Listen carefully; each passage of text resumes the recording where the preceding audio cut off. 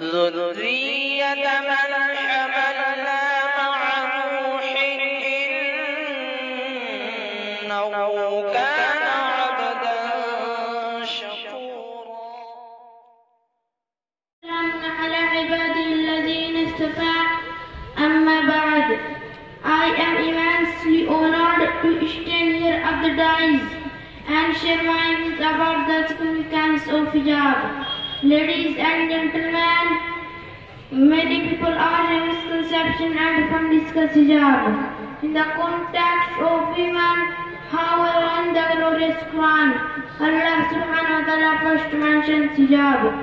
For men, women are commanded to practice hijab. The Quran mentions in Surah An-Nur, قُلْ لِلْمُؤْمِنِينَ يَغُضُّوا مِنْ أَبْصَارِهِمْ وَيَحْفَظُوا فُرُوجَهُم.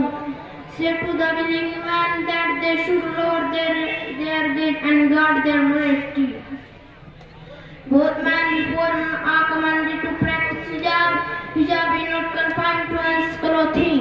Hijab of the clothes should be accompanied by hijab of the eye, hijab of the heart, hijab of thought, and hijab of intention. It also includes how one walks and how one talks. Ladies and gentlemen, my message may fall on deaf ears, I know. Many school and college going girls may turn a deaf ear to my views, I know.